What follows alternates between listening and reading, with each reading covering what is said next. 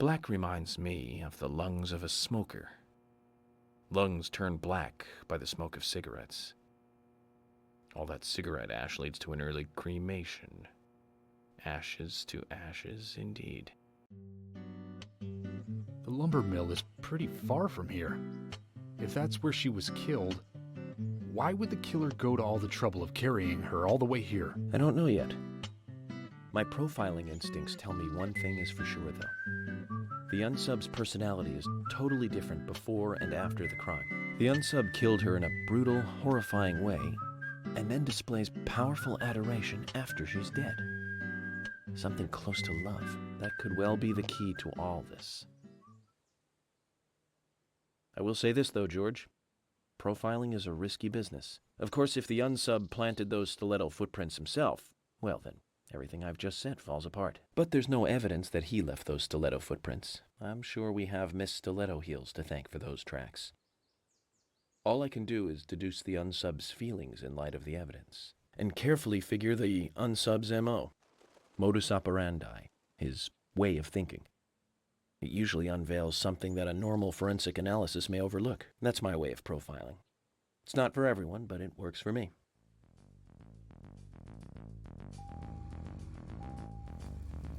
Hello everybody, Booker Player 1 here, and welcome back to my Let's Play of Deadly Premonition. We're off to the Lumbermill. Now, here in Chapter 5, you actually cannot get out of the car. Your only option is to go to the Lumbermill and do the Lumbermill mission. That's it. We should get a conversation here in a second. When I first joined the force, this Lumbermill was still in full swing.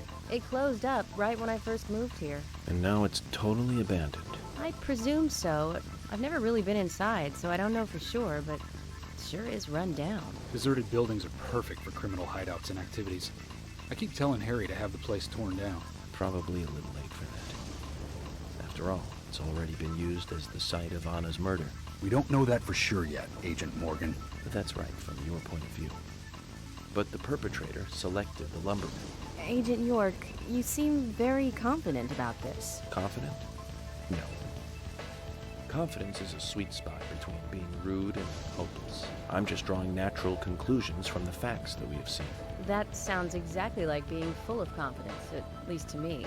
And to normal people with common sense. Common sense can be the opposite of fact sometimes.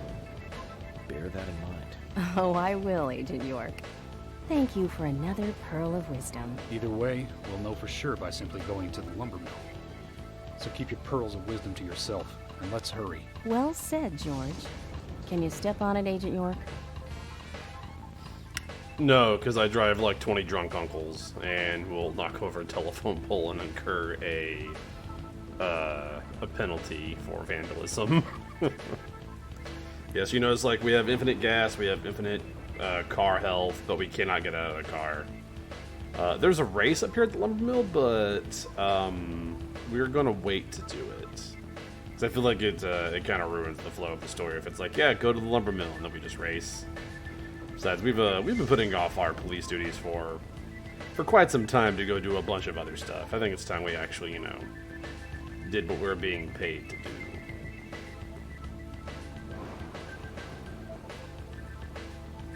Also, George makes it sound like the Lumbermill is like super far away, and I was like, no, it was way farther to drive out here to the scene where the body was than it is from that point to the Lumbermill. It's a very short drive.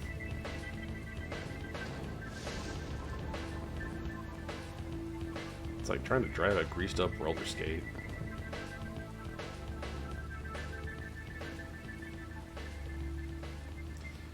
Yeah, I was trying to show it, but the camera while you're in the car is a little wonky. You can see on the map though, there's a race over there that we can go do later.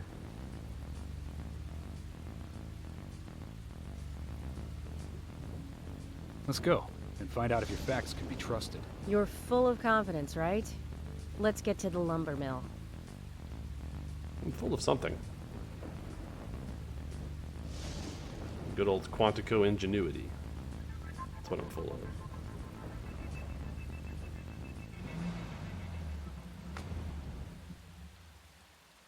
I'm going in alone. You two stay here. I can't concentrate on profiling with other people around me. Now hold on a minute. We're investigating this case together. Listen, I can't risk the crime scene being compromised by you two. What are you saying? You're not the only professional law enforcement officer here, Agent Morgan. We know how to secure a crime scene. I'm sorry. That was rude of me. But this is how I operate. Furthermore, Yes? Furthermore, what? to me, the outsider FBI agent, every citizen of this town is a suspect. You two could be in on this whole thing for all I know. I have to keep suspects out of the crime scene. How can you say such a thing? Is he making fun of us? We should have left him behind and come here by ourselves. You're right. I've never been so insulted. I'm sorry, but I'm just doing my job. I love Emily's angry hand on hips. That whole look. It's very funny to me. Did you hear that, Zach? If they're pros, then we should let every first-person shooter gamer out there join the SWAT team. Scathing commentary. Zach, they're here.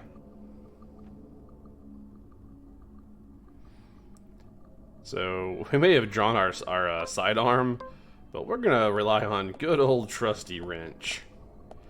So while combat in this game is not ever really terribly complicated or dangerous, it can get a little tedious, especially if you're down to just the pistol, which takes a while to dispatch enemies.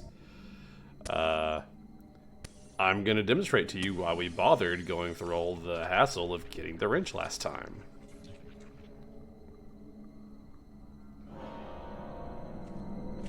There's a lot of enemies in this Lumbermill. We don't have a lot of range, but we got a lot of power, and the wrench never breaks. As I said last time, it is an infinite wrench. Wrenchfinity? I'm still workshopping the name. Do be careful. If you whack one of those barrels, I believe it will explode and it will do damage to you. Conversely, if you destroy a barrel while an enemy's next to it, the enemy will take damage and will, die. I'm trying to get my gun out. This guy's not letting me. Go away. I'll demonstrate the barrel explosion. I just have to kind of bait this guy to get a little closer. We will fire a warning shot into his bulbous ass. That should be close enough. Yeah, so if you do come here and don't have the wrench for whatever reason, you can try to group enemies up near those barrels to like get rid of them more quickly. Nothing over there. Also, we just now have an excellent tool for getting rid of like these. Oh, hey buddy, what you Well, you better come back here. But the wrench makes a good tool for getting rid of those like fences and boxes.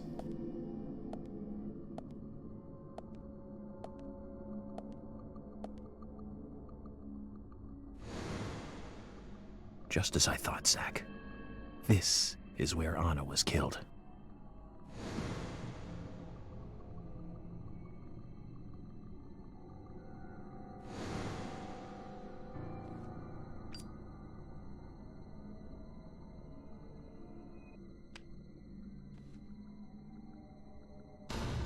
Let's do some profiling.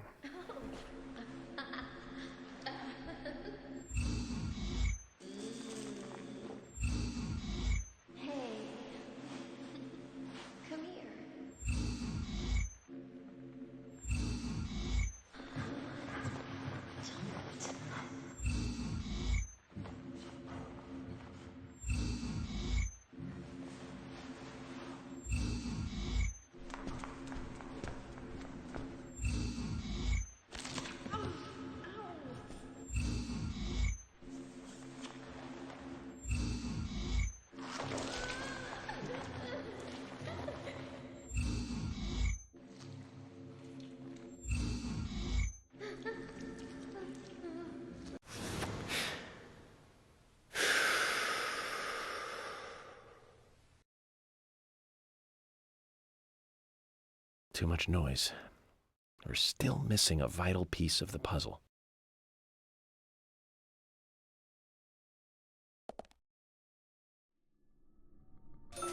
Nothing really down here for us to get, I don't believe. Nope. We have another weapon up here we can get. We have the submachine gun, which if you are forced into using firearms, the submachine gun is pretty good.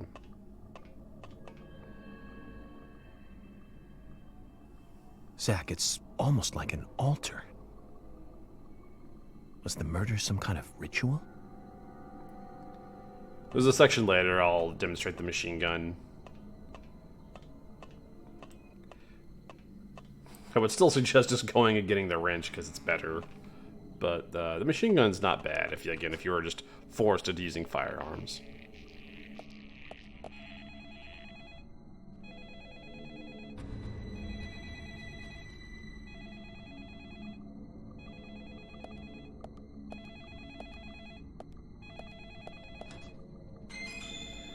Some delicious smoked salmon. And I guess we'll go answer the phone.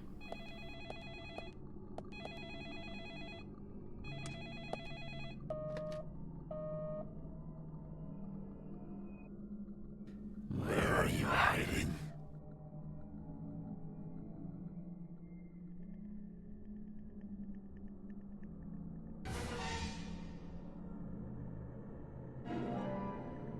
We got the reversed peace sign.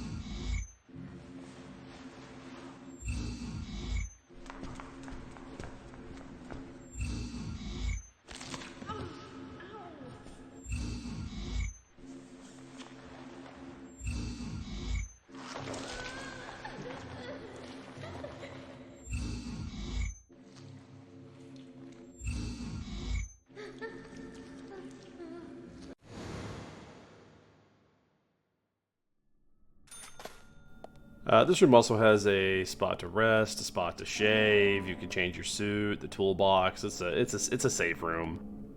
It's a RE2 style safe room. Shows my bias. I say RE2. It's like not all, but most Resident Evil games work that way, where the item blocks and save points and stuff are all in just one convenient room. I'm gonna make a safety save, not because I'm afraid I'm gonna die, but because during recording for this episode, the game crashed on me about halfway through the Lumbermill, and I had to replay up to this point. So, if you see me stop and make saves like that, I'm sorry if it's immersion breaking, but I don't want to play through the Lumbermill like 5 times.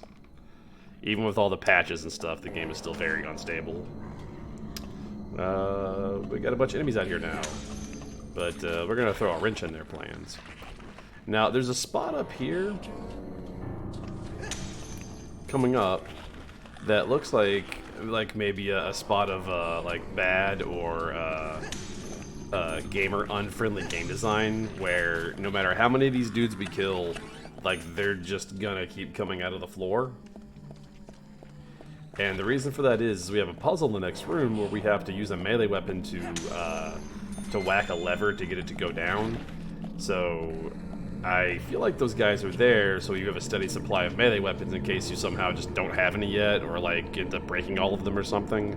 There's always a guy to go get one. Because we'll have to whack this lever, because we don't have a pyramid head here to march into the water and lower it for us. So we just gotta do it ourselves. Lot of Silent Hill 2 influence in this area, by the way.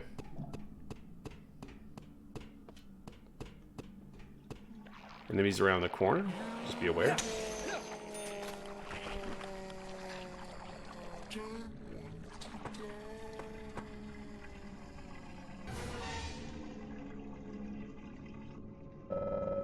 The huge upside down peace mark again.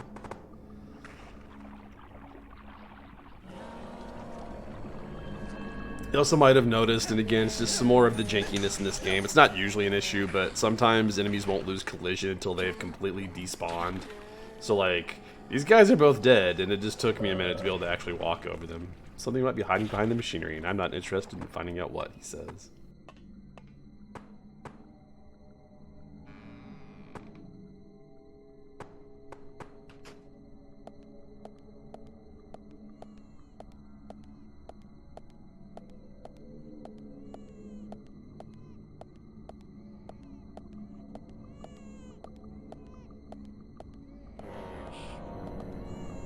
Some more candidates for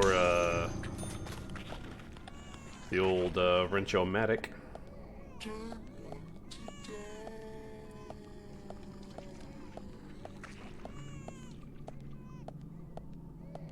Go and smash these.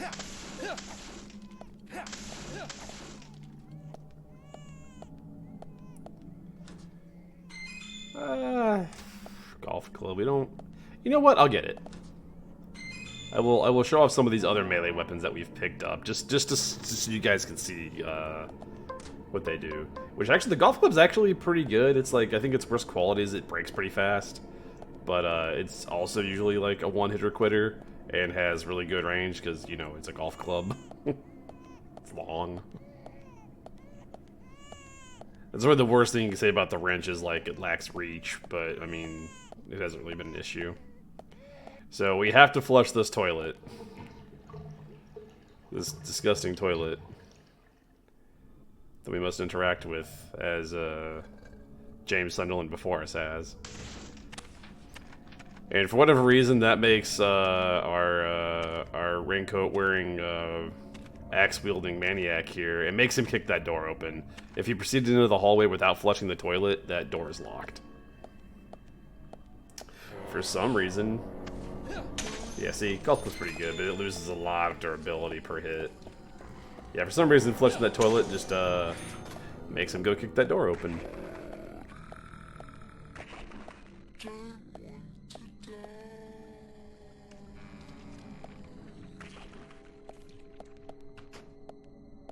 Now, coming up is going to be the area where I think I'll have a chance to demonstrate the machine gun.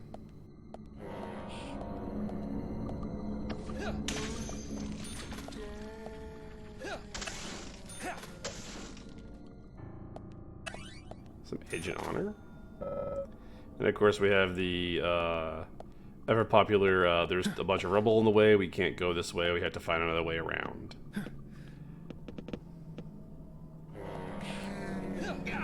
Ooh, oops.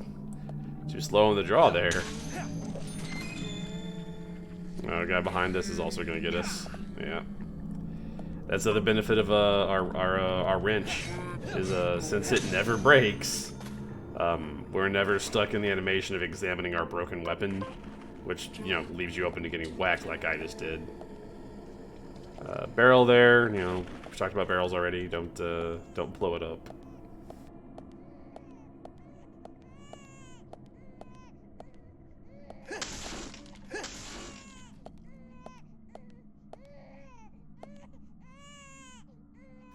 We'll get a peek into what is very obviously a monster arena that we're going to be in here in a minute, which is where I'll demonstrate the machine gun's usefulness. And a path that is blocked by red vines. Yep, not getting through that.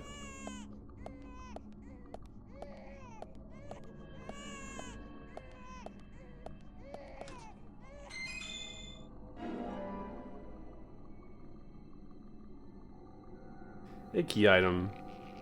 And then of course we get locked in here for a moment. And need to kill a number of shadows to get out. We'll go ahead and get the machine gun out.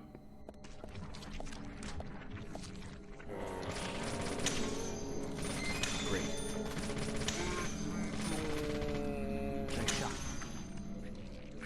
It's not bad at all. As long as you have enough room to maneuver and operate it. And of course ammo, because unlike our sidearm, the other guns we're going to pick up do not have infinite ammo. Which means it's kind of obvious we've been picking up ammo for that machine gun for some time now.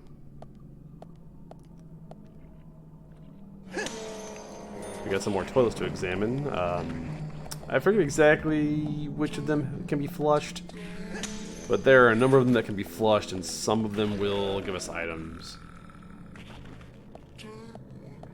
And if you're anything like me, just monkey brain wants shiny, give me the items.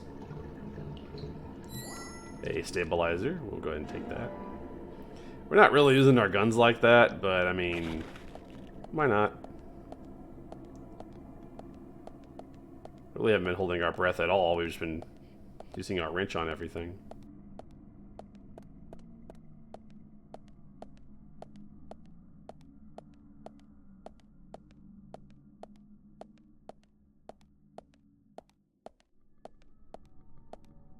Just fully expecting to get ambushed. I think this one gives us something? No, it doesn't. Okay.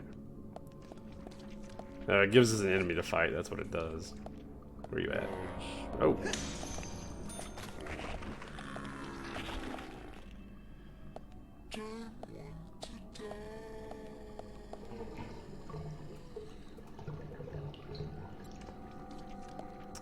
No item there either. It's gonna give us another guy to fight, I think. Okay, there, flare. That's actually pretty useful. Flares actually become really useful once you get the police radio. On the off chance you manage to radio teleport yourself somewhere where there's not a vehicle ready, you can call one with a flare. So, flares plus radio equals just, you know, go wherever you want, do whatever you want. Did I go backwards? I don't think I did. No, there's items and stuff over here I haven't messed with, and an enemy I haven't killed. I gotta turn around for a second. Directionally challenged. Coffee. I believe this next one's empty. Yep.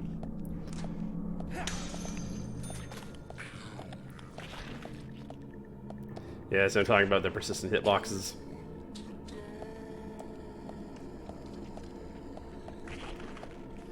Now coming up is the next area. It's the area that made me switch to the PC port. Once I got off these boxes here, none of the textures in this area wanted to load properly. I was like, well, I want to do my best to show off as much of the game the way it's made to look as I can. And this whole area, like, just the walls were real wonky looking. I don't think there's anything in. Yeah, so you don't like those barrels too much or you will die.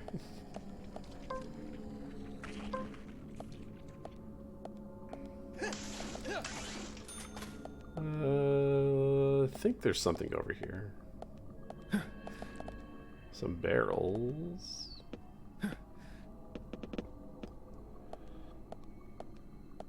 We got Agent Honor. Okay. We will shoot those and get that. So be careful. So even after the barrels are done exploding, if you don't wait long enough, you still take damage.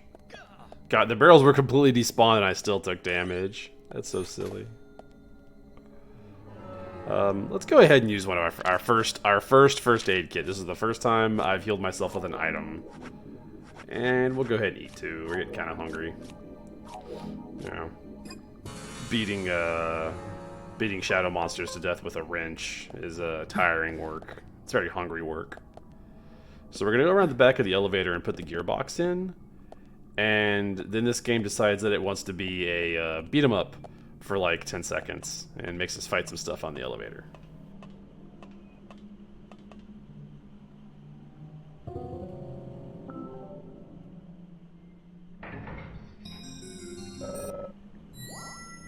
Gear fits the recess like a glove. We should now be able to move the elevator. Something to that effect. I know I didn't leave that on screen long enough to read it. Might be paraphrasing.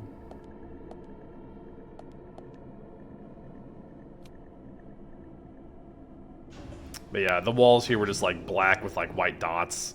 It looked like nighttime sky or something. It didn't look as like is the game being creepy or did the textures just not load? And I looked it up. I'm like, nope, just the textures didn't load.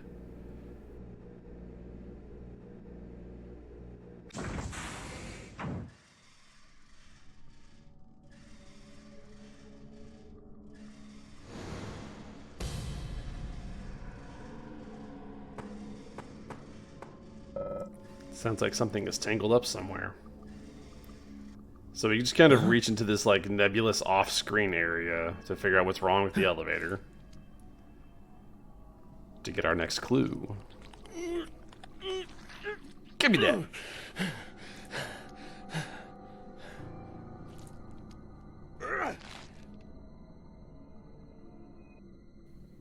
We got damaged red hair.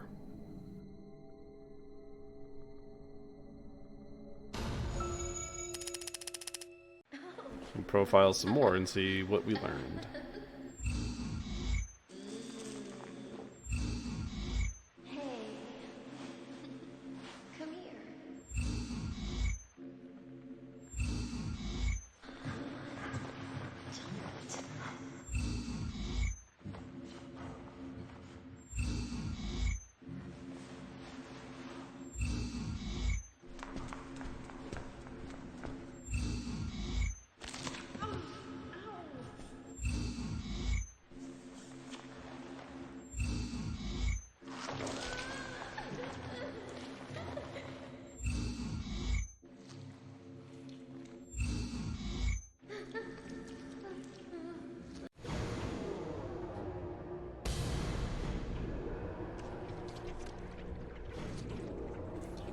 Yeah, and then here, the Deadly Premonition decides it wants to be final fight for about 10 seconds.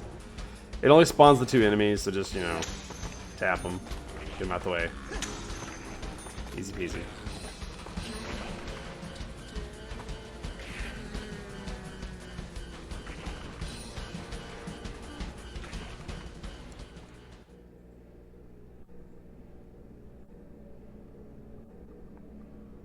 And then at some point our elevator ride should come to an end.